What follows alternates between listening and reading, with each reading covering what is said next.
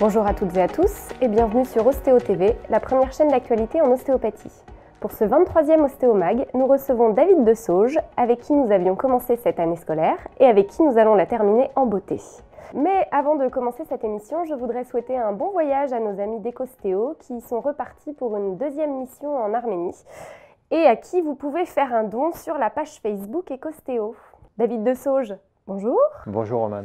On s'était quitté sur les déboires d'Ostéobio en septembre 2015. Vous veniez d'avoir un refus d'agrément. Vous avez ensuite eu un agrément provisoire pour l'année 2015-2016. Tout à fait. Et vous avez enfin un agrément définitif pour 2016-2021. Tout à fait. Vous venez de faire un recours gracieux auprès de la DGOS pour obtenir une augmentation de votre capacité d'accueil à 450 étudiants. Pourquoi ce recours gracieux ? Eh bien, parce que dans un premier temps, on avait formulé une demande d'agrément sur la base de ce chiffre-là, 450 étudiants, puisque c'est la capacité d'accueil qui nous est permise, à la fois par rapport à nos locaux, par rapport à notre plateau technique et au nombre de formateurs que nous avons. Et c'est aussi un chiffre que l'on peut supporter par rapport à l'activité de notre clinique interne. Oui, mais on parle de saturation de la profession, saturation que vous-même dénoncez. Oui. Et pourtant, vous augmentez votre capacité d'accueil. Qu'est-ce que vous dites à vos détracteurs qui parlent de futurs chômeurs bien diplômés ? Alors la première chose, c'est qu'on n'augmente pas notre capacité d'accueil, on reste sur le chiffre qu'on a toujours demandé, qu'on a toujours revendiqué. Donc à partir du moment où, encore une fois, on rabaisse ce chiffre sur des arguments qui ne tiennent pas la route, c'est normal, on est dans notre bon droit de rappeler au ministère qu'il s'est trompé. Bon, toujours est-il que, pour répondre à votre question, moi ce que je réponds aux gens qui considèrent qu'on va encore faire des chômeurs bien diplômés. Ouais, c'est ce qu'on pouvait lire sur la page Facebook. Oui, j'ai lu ça. Je crois qu'il ne faut pas tout mélanger. S'il y a une école qui, en France, démontre depuis maintenant 29 ans, bientôt, 28 ans, pardon, qu'elle existe, qui démontre que ces diplômés ont une véritable employabilité, c'est bien Ostéobio. Il n'y a pas une école en France qui a le recul que nous avons. Vous avez des chiffres sur la qualité de nos diplômés, puisque le suivi de nos diplômés, on n'a pas attendu la réforme de la formation en 2014 pour le faire. Et on sait très bien, à travers les chiffres sur l'insertion et la réussite professionnelle de nos diplômés, qu'ils s'en sortent dans la moyenne très bien, puisque tous sont à peu près autonomes financièrement, entre 1 an et 3 ans d'exercice professionnel, et certains même ont un niveau d'insertion professionnelle qui est très satisfaisant, avec d'ailleurs, sur la dernière promotion, des gens qui ont déjà un contrat d'embauche dans des grandes entreprises. Je pourrais citer, des étudiants qui ont été diplômés en 2015.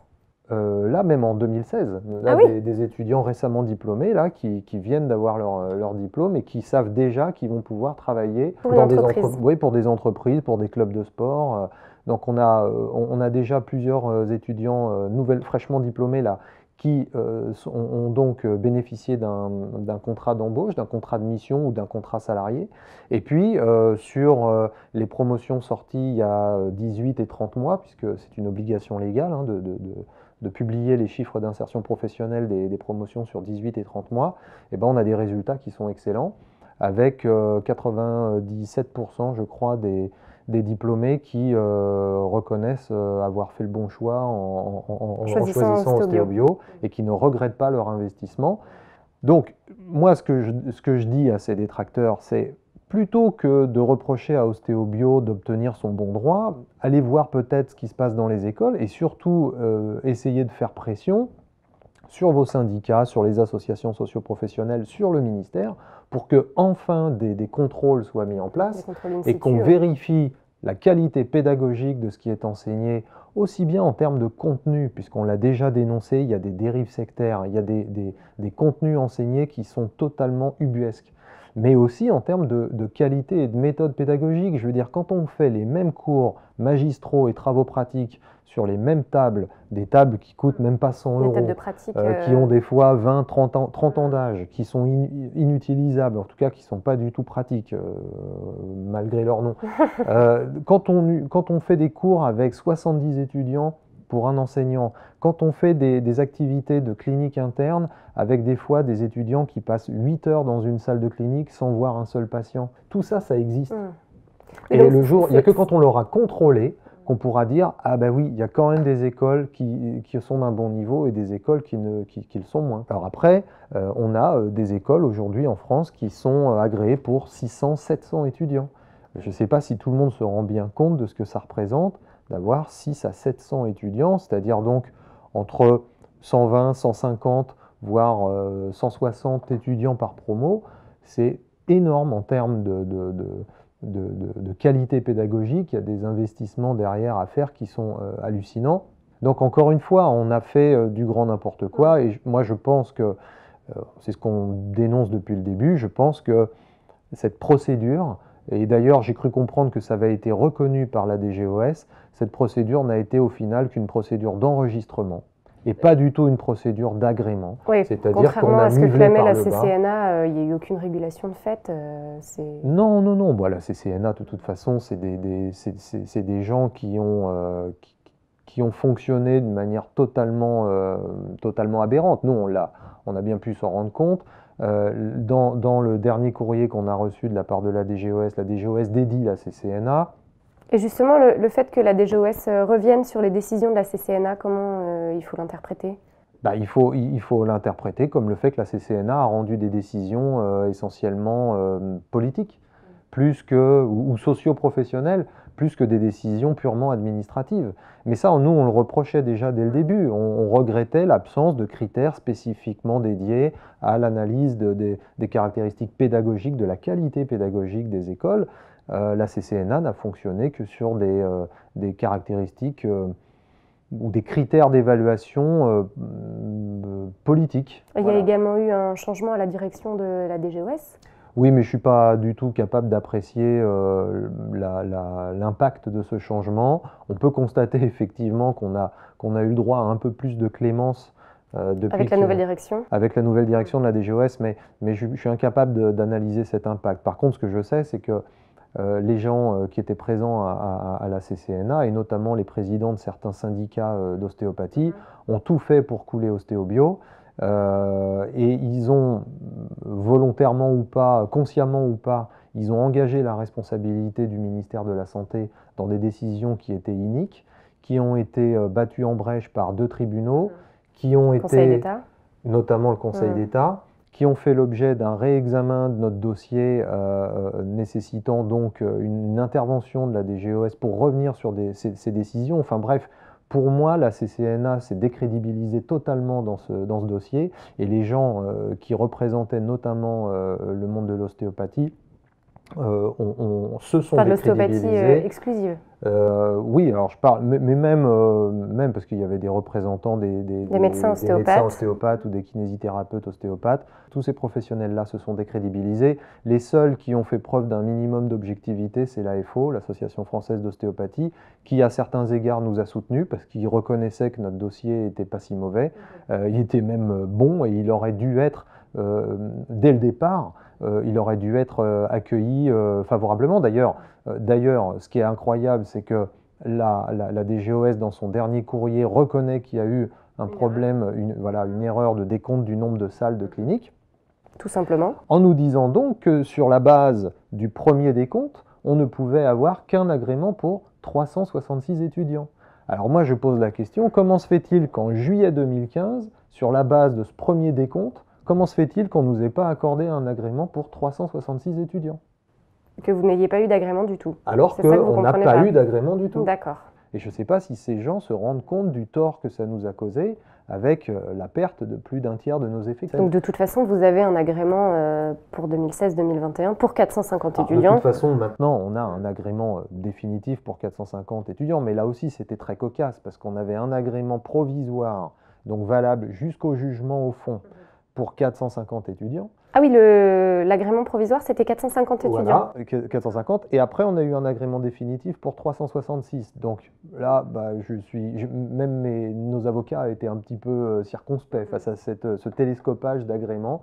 Un agrément pour 366, un autre pour 450. Ça voulait dire que pour la rentrée 2016, Ben, on ne savait pas si on pouvait accueillir 366 400, ou 450. Vous coupez la poire en deux, 400. Peut-être un mix des deux, bon, c'était aberrant. Bon, bref, là on est revenu à une situation stable, on est agréé pour 5 ans comme toutes les autres écoles, on est même d'ailleurs en Île-de-France, on est la seule école à ma connaissance qui soit agréée jusqu'en 2021. Du coup, parce que les autres étaient jusqu'en 2020. Voilà. Pour un chiffre de 450, alors on n'y est pas à 450 oui, étudiants. C'est ça. Hein, et la possibilité de le faire, mais avec ce qui vous est arrivé, les 450 étudiants, là, vous ne les avez pas cette année. Et oui, parce que quand on a perdu l'agrément en juillet, donc entre juillet et septembre 2015, on est passé en quelques jours, on était sur une base de 370, 375 étudiants, on est retombé à 240. Donc voilà, on revient de loin. Et heureusement, grâce à l'abnégation de nos personnels, notamment des enseignants et puis d'une partie du personnel administratif, eh bien, qui ont accepté de se serrer la ceinture. Et puis parce qu'on a revu certains budgets, notamment dans la communication ou dans la recherche, eh bien, on a réussi à réduire le risque et les coûts, et donc à rester à l'équilibre à peu près. Comment vous envisagez l'avenir alors de l'école et de la profession? Alors pour l'école, l'avenir semble d'abord d'un point de vue purement administratif, l'avenir est dégagé. Ça c'est une chose jusqu'à 2021 normalement essentielle, jusqu'à 2021 et puis même au-delà, j'espère bien. On continue à proposer quelque chose qui démarque significativement Ostéo-Bio des autres écoles. Je crois qu'il y a vraiment 3 choses qui nous démarquent et qui sont reconnues par le public qui s'adresse à nous. C'est les publications scientifiques et la recherche, et même si cette année ça a été un peu le budget a été un peu limité, mais un fort budget orienté vers la recherche et le développement.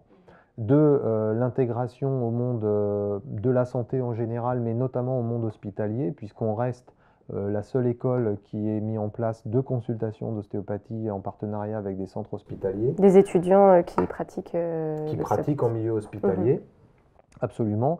3, le projet professionnel, qui est un dispositif qui n'existe que chez nous et qui permet aux étudiants de travailler régulièrement dans une structure externe à l'école, sous la responsabilité d'un tuteur évidemment, mais ça c'est un formidable tremplin à l'insertion professionnelle, et ça explique aussi pourquoi on a de bons résultats. Le fameux projet professionnel Voilà, qu'on a dû modifier un petit peu pour bien l'adapter au cadre légal, mais qui existe toujours, qui demande pour nous beaucoup de sacrifices et beaucoup de responsabilités, mais c'est un dispositif pédagogique sans équivalent. Donc des étudiants qui interviennent en entreprise ou en association sportive, en club. Et c'est comme ça justement que certains de nos diplômés trouvent des débouchés professionnels ultérieurement en ayant des contrats d'embauche. Donc ça c'est la première chose, c'est-à-dire une offre pédagogique que les étudiants ne trouvent pas ailleurs. La deuxième chose, c'est qu'on va maintenant on commence à développer d'autres formations orientées vers l'expertise des gestes et postures. C'est quelque chose qui se fait déjà beaucoup quand même, les formations gestes et postures, on en voit à l'appel. Oui, mais c'est des formations qui ont été dévalorisées parce que le contenu de ces formations est très basique, beaucoup trop standardisé.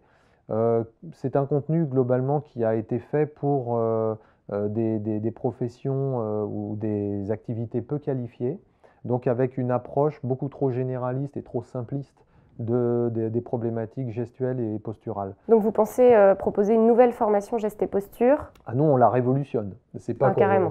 Oui, c'est une révolution des gestes et postures sur la base d'une analyse transversale, interdisciplinaire, des problématiques gestuelles et posturales. Donc ça ne s'adresse pas qu'aux ostéopathes? Non, ça s'adresse aux coachs. On a fait déjà une session de formation où on avait un préparateur physique et coach sportif, on avait des gens issus du monde de l'entreprise, notamment des ressources humaines.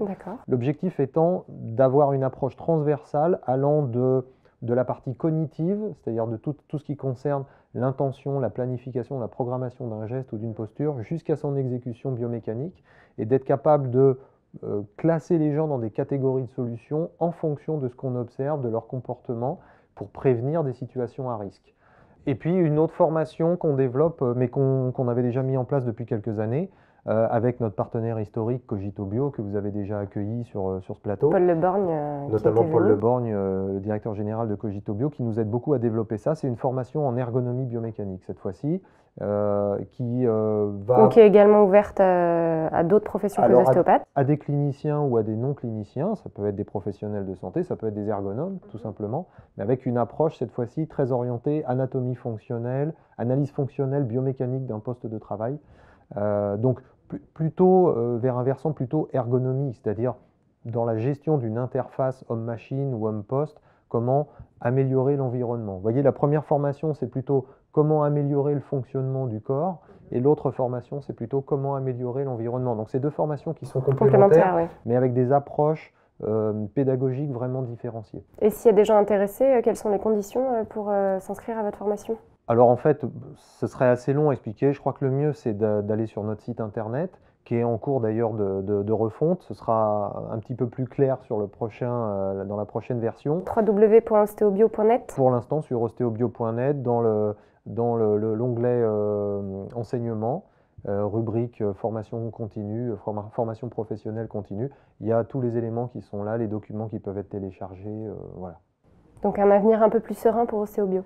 En tout cas, plein de projets, plein d'ambitions, plein d'espoir. On verra ce qu'il adviendra, hein. Ça marchera pas, j'en sais rien, mais bon, nous on est comme ça, même si parfois le ciel nous tombe sur la tête, on rebondit.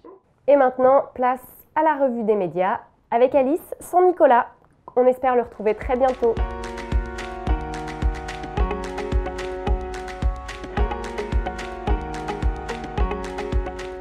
Bonjour Alice. Bonjour à tous. Et donc on commence tout de suite cette revue des médias avec une vidéo d'un scientifique américain qui nous explique que selon lui, la chiropraxie et les thérapies manuelles en général ne sont que des pseudosciences puisqu'elles ne sont basées sur aucune preuve scientifique. Et donc d'après lui toujours, aller consulter ce genre de thérapeute ne serait qu'une perte d'argent. Je vous laisse regarder un extrait. That, of course, is pure pseudoscience. That's not based upon anything, any anatomy, physiology, neurology, anything. It's based on magic, essentially. So when you go to a chiropractor, pretty much anything can happen. They might just do straightforward physical therapy. They might do magical therapy and tell you that they're going to cure your asthma by manipulating your neck. Who knows? As a profession, they do not police themselves. They are not evidence-based and science-based, and they do not adhere to what I would consider to be a reasonable standard of care. David Desauges, une remarque peut-être sur cette vidéo, parce qu'on pourrait faire un petit peu la même critique vis-à-vis de l'ostéopathie.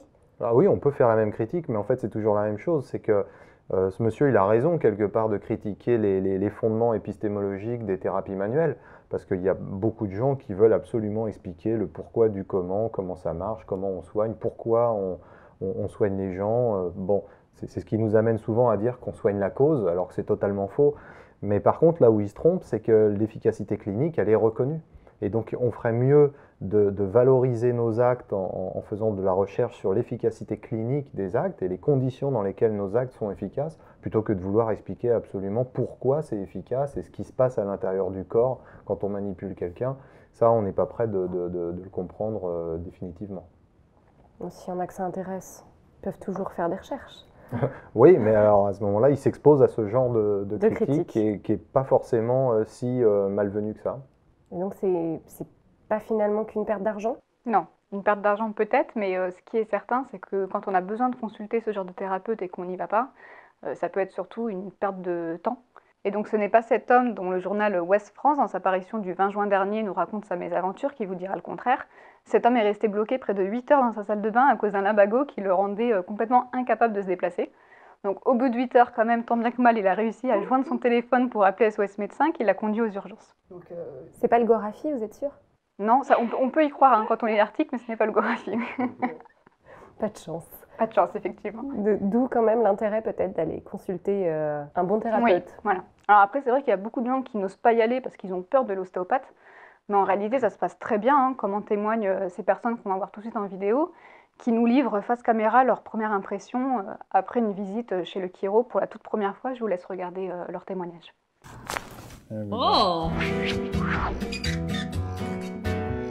We're going to a chiropractor today to get our backs professionally popped. So I have never been to a chiropractor before. I have no idea what chiropractors do. As far as I know, chiropractors just kind of like jerk you around and put stuff back in place. I constantly have to massage my neck. I just kind of have like a constant stiff neck, and it's just kind of become my new normal, but I feel like that's probably not a good thing. I just turned 27 and I feel like I'm like 40 years old. I'm Dr. Mike Mensah. I'm a chiropractor here at Uplift Health and Wellness. Everybody sits in one position for a long period of time and they start to experience some kind of discomfort. So everybody who has a spine basically really can benefit from chiropractic treatment. Any tension or pain or anything? Right here. Right there?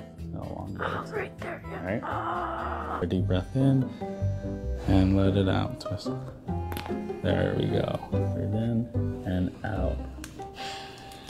Good. Have you ever killed anyone like that? Never. Also, for the record, he wouldn't have told us if he killed anybody. I totally wouldn't. I wouldn't even have a license. Just walking around, I feel like my posture's better. He like told me what he was gonna do next and like why something was hurting, and it was very detailed. I think it is really helpful, especially when you're a super active person or also someone who's like sitting at a desk all the time. So basically for everybody. Oui, on peut se demander quand même s'il n'y a pas quelqu'un avec du papier à bulles juste à côté de la caméra, parce que c'est un peu gros quand même. Ouais, les bruits articulaires sont violents, sont pas mal. Enfin, ils sont bien audibles en tout cas. Ouais. Ou alors, les micros sont bien placés. Ils ont un très très bon micro peut-être. Peut-être. Ou alors il a vraiment des mains de fée, c'est possible. Il y en a comme ça quand même. Alors pour ceux qui ne sont toujours pas convaincus par ces thérapies manuelles classiques, il y a d'autres alternatives, il y en a plein, je vous en montre deux qui m'ont vraiment interpellée. Donc la première, la version suspension. Le patient est suspendu par les pieds et ensuite un peu secoué par son praticien pour traiter une lombalgie. Je vous laisse regarder, c'est assez impressionnant.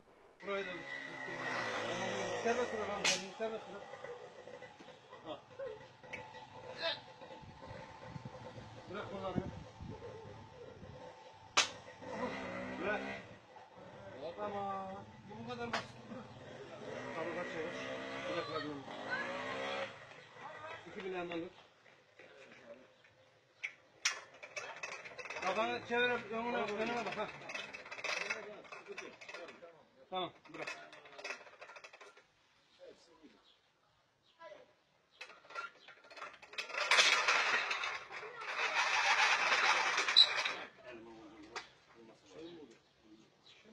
Şimdi, yok, dön şuraya kadar dön, şuraya kadar dön. Hah, şimdi hızlan, bir daha. Hızlan. Hızlan. Lan bir şey kalmamış sende. Bırak. Bırak. Ağrıyor, koy bakalım. Elini aşağı indir ha. Aşağı, sağ. Yok ağrıyor. Ağrıyor. Geçmiş olsun ha. Kollarını şöyle. Kolumu sallamadan koş öyle. Koş hızlı. Dön geri. Koş şimdi. Var mı ağrın? Dur orada. Là, il y a quand même de quoi avoir peur d'aller consulter. Un petit peu, ouais. Personnellement, je me prêterais pas moi, je ne sais pas non plus, mais bon. C'est un peu moyenâgeux. Et vous en avez d'autres comme ça? Oui, alors si cette manière ne vous convient pas, il y a une autre version, la version tailleur de pierre. Donc toujours pour traiter une lombalgie, le praticien vient à l'aide d'un burin traiter la zone incriminée. Je vous laisse regarder, c'est assez violent aussi.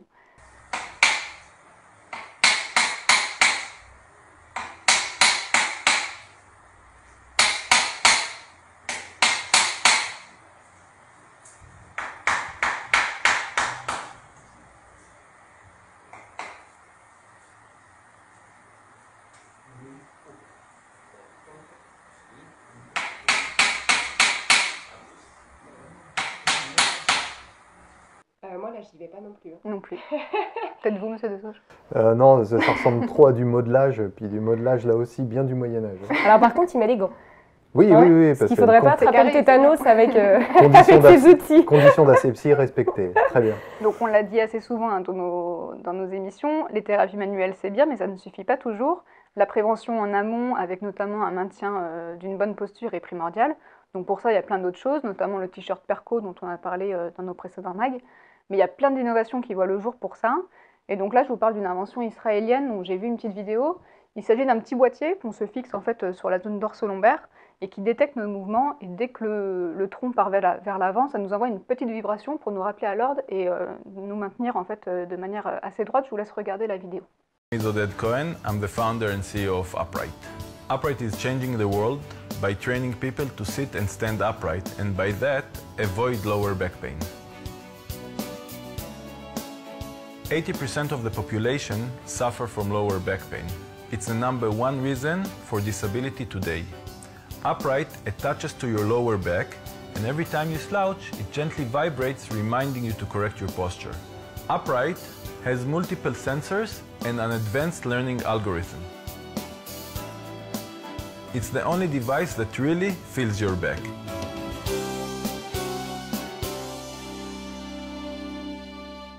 Ça va pas enlever du travail aux ostéopathes, ça, monsieur De Sauge? Bah, en Israël, peut-être. Si ça s'exporte. Ah ben oui, mais heureusement en France on a Perco. Mais c'est vrai que de toute façon les objets comme ça, connectés, puisque c'est la mode, devraient en théorie peut-être réduire un petit peu l'activité des ostéopathes, mais en fait je pense que c'est complémentaire. Ça n'empêchera pas les gens de se bloquer de toute manière. Oui, parce qu'on parlait déjà tout à l'heure de saturation de la profession. Si en plus on se retrouve avec des objets connectés comme ça qui diminuent le nombre de patients, comment vont s'en sortir les jeunes diplômés, les jeunes installés? Bah, ils vont suivre d'autres formations.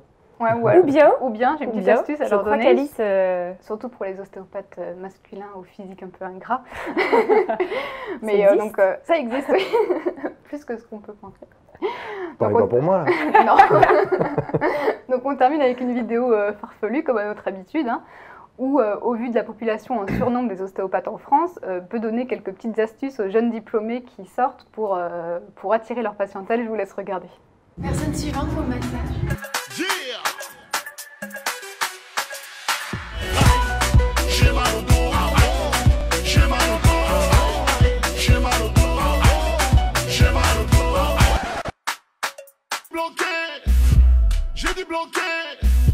J'ai dit bloqué, là je fais de la relou, là je fais de la relou, là je fais de la relou. Oh, je suis chaud là. Alix, appelez les suivants. C'est à cause de cette vidéo que Nico vous a boudé? Je ne sais pas, j'ai toujours pas ma réponse. Bon, peut-être avez-vous besoin de ces services Ah mais j'embauche tout de suite. Bon, c'était le mot de la fin. Merci beaucoup David De Sauge d'être venu sur notre plateau. Merci. Alice, à très bientôt. À très bientôt avec Nico, on l'espère. Ostéomag, c'est fini pour aujourd'hui, mais on se retrouve très bientôt pour un nouveau numéro.